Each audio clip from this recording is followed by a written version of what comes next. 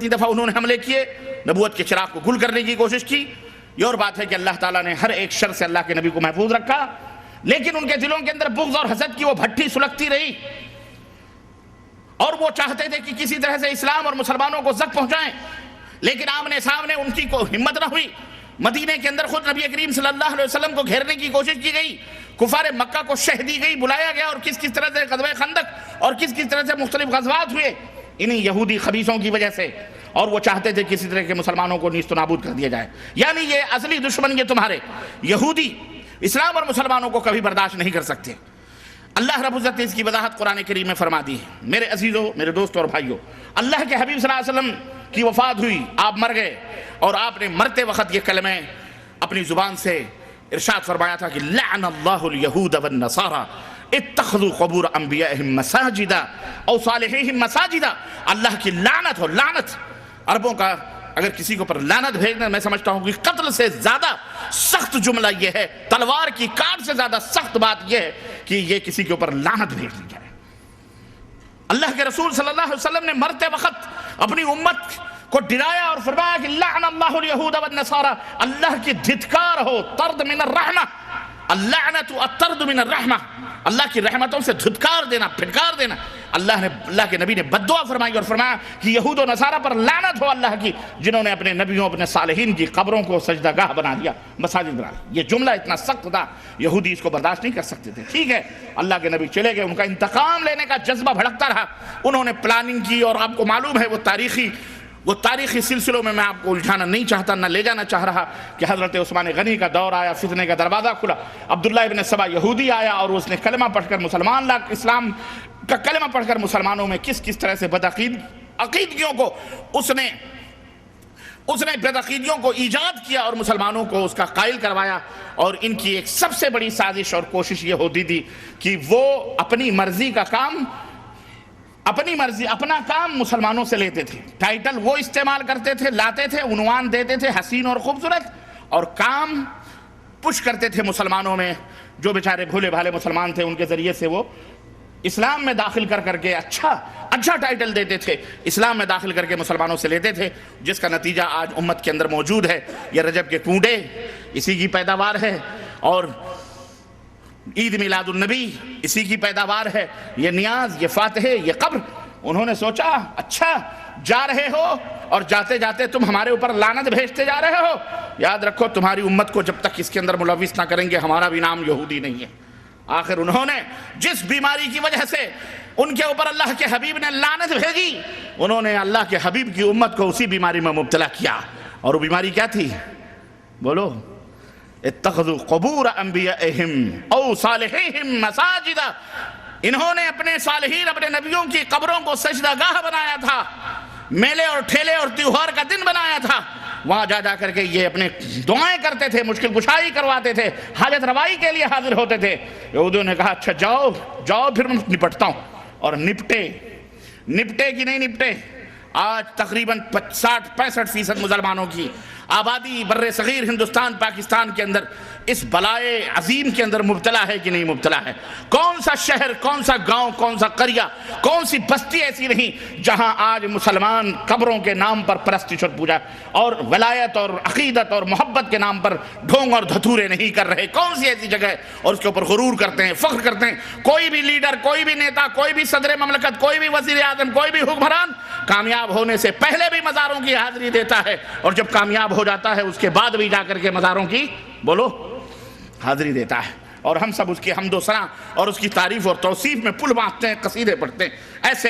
ایسی چیزیں ہمارے ماحول اور ہمارے معاشرے کے اندر موجود ہیں. یہودیوں نے جس کی وجہ سے لعنت پائی اور مغضوب علیہم والضالین ہوئے، وہی چیز آ کر کے انہوں نے مسلمانوں کو اسی کے اندر ملوث کیا.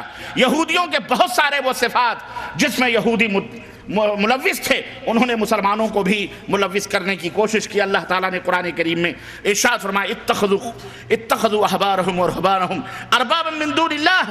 یہ یہودی، یہ نصرانی، انہوں نے اپنے علماء کو اللہ کے علاوہ بھی معبود سمجھ لیا ہے.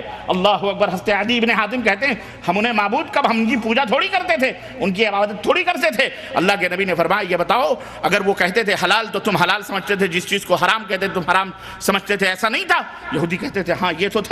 تو اللہ کے نبی نے فرمایا یہی تو انہیں معبود بنانا ہے، رب بنانا ہے، کہ امر اور نہیں کے فیصلے، شریعت کے مسائل، تم حلال و حرام کے وہ مسائل تم نے اپنے علماء کے گلے میں لگا دیے کہ یہ جس کو کہیں حلال وہ حلال اور یہ جس کو کہیں حرام وہ حرام، نہ نبی نہ رسول نہ کچھ۔ تو اس طرح سے آج امت بھی اسی اندھی تقلید کے اندر یہودیوں کے روش پر چل کر جناب علی اماموں کے مسئلوں کو گڑھ کر کوئی فلانے امام کوئی ڈھکانے امام، ہمارے امام کے ہاں حرام، تیرے امام کے ہاں حلال، اس کے امام کے ہاں جائز، اس کے امام کے ہاں ناجائز، اس کے ہاں وہی چیز حلال ہے عبادت ہے اور وہی دوسری چیز دوسرے امام کے ہاں حرام ہے اور گناہ ہے اور برا ہے۔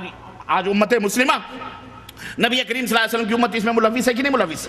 بولو، تقلید، اندھی تقلید کے اندر یہ سارے اور بہت سارے کارنامے، میرے پاس وقت نہیں ہے ورنہ میں ان کی دسیسہ کاریاں، ان کی ریشہ دوانیاں جو نبی کی وفات کے بعد امت کے اندر ہوئی ہیں، میں ان کا پورا نقشہ آپ کی خدمت میں پیش کرتا، اور امت اس طرح سے یہود و نصارہ کے نقش قدم پہ چلتی رہی، چل پڑی اور آج تک یہ چل رہی ہے۔ اے مسلمانوں، تمہیں ہوش کے ناخن لینا پڑے گا، اس زنگ سے، اس مکڑی کے جالے سے اور اس تاریکی ظلمت کو مٹانا ہمارا اور تمہارا کام ہے۔ اس کے خلاف آواز بلند کرنا، اس کے خلاف کھڑے ہو جانا اور اس کے خلاف قرآن و سنت کا پیغام لے کر کے گلی گلی، نگر نگر، ڈگر ڈگر جا کر کے مسلمانوں کے اندر بیداری پیدا کرنا، یہ ہماری اور آپ کی ذمہ داری ہے، ورنہ قیامت کے دن پوچھے جاؤ گے۔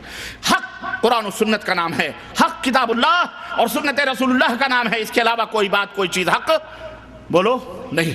اس لیے اس کو سمجھو بھی اور اس کو سمجھ کر کے اس کے مطابق عمل بھی کرو اور لوگوں کو اس کی طرف دعوت بھی دو۔ یہ رجب کا کوڑا 22 رجب کو یا کون سی رجب کو 22 رجب کو منایا جاتا ہے، جعفر صادق کے نام پر آپ تاریخ کے حوالے اٹھا کر دے۔ میں چیلنج کرتا ہوں، اس منبر رسول صلی اللہ علیہ وسلم سے جاؤ، دنیا کے گوشے میں تاریخ اٹھا کر کے دیکھو، اللہ کی قسم ہے جعفر صادق کی نہ پیدائش 22 رجب کو ہوئی ہے، نہ ان کی وفات 22 رجب کو ہوئی ہے۔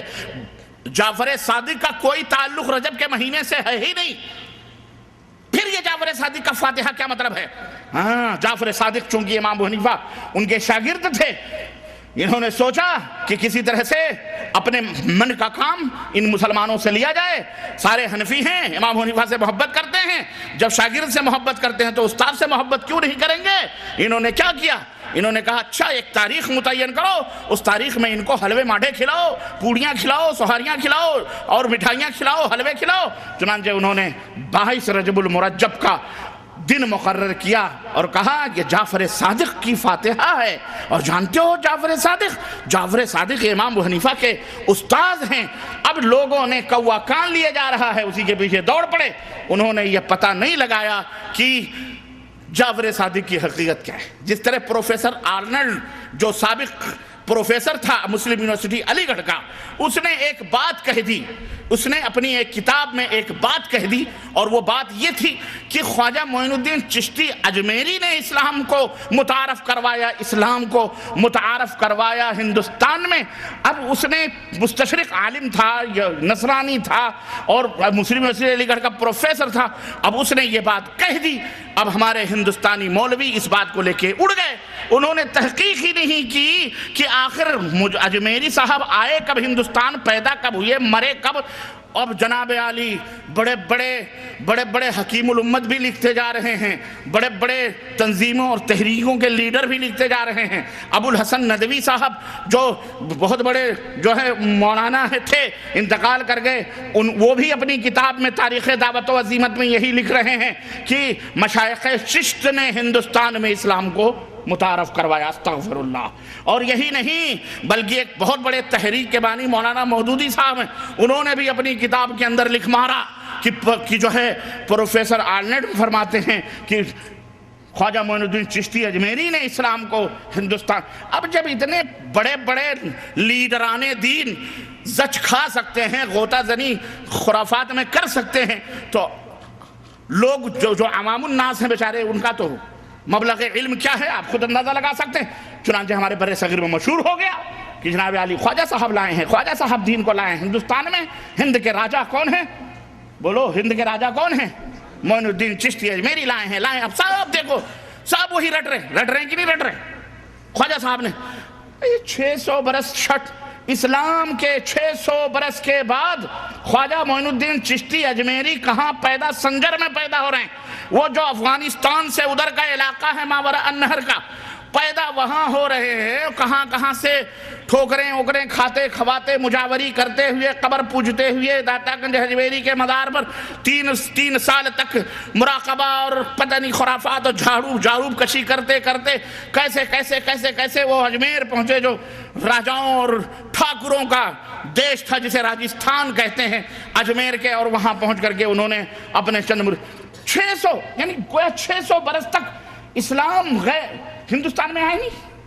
کسی کو یہ سوچنے کی نوبت نہیں ملی کہ محمد ابن قاسم رحمۃ اللہ علیہ 93 ہجری میں سندھ کے دروازے کھٹکھٹا رہے تھے اپنی 12,000 فوجوں کو لے کر، جو محدثین کی علماء ربانیین کی ٹیم تھی، 12,000 مجاہدین سندھ کے دروازے کو کھٹکھٹا ہی نہیں رہے تھے، بلکہ گھوڑوں کی ٹاپوں سے ملتان اور سندھ کے سرزمینوں کو سبزہ زار بنا رہے تھے، رحمت و شفقت کا جو ہے شامیانہ کر رہے تھے، اور لوگ جوخ در جوخ اسلام قبول کر رہے تھے۔ 93 ہجری میں اس وقت امام ابو حنیفہ رحمۃ اللہ علیہ بھی نابالغ تھے، 13 برس کے تھے۔ کتنے برس کے تھے؟ لیکن کوا کان لیا جاتا ہے جب آدمی اندھا ہو جائے تو اس کا کیا علاج ہے؟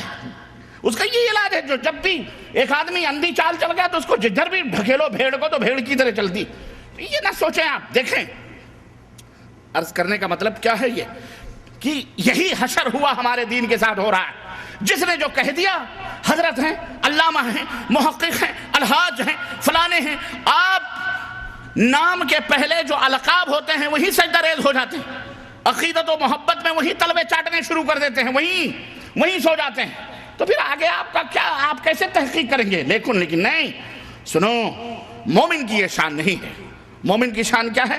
یا ایھا الذین آمنوا ان جاءکم فاسق بنبأ فتبینوا۔ مومن کی علامت یہ ہے کہ کوئی بھی خبر اس تک پہنچتی ہے اس کی تحقیق کرتا ہے، بغیر تحقیق کے وہ فیصلہ، تو محقق وہ بنو، محقق، ان جاہل مولویوں کی طرح گدھے نہ بنو، ان جاہل ملاؤں کی طرح اندھے لولے لنگڑے نہ بنو۔ یہ تو خود ہی اندھا مقلد، اندھا کیا نابینا، کیا بینا والوں کی رہنمائی کرے گا؟ اندھے خود ہیں، جس طرح کنویں میں جا رہے ہیں، سب کو کنویں میں ڈھکیل رہے ہیں۔ اللہ کے لیے میرے عزیزو سدھرنے کی کوشش کرو۔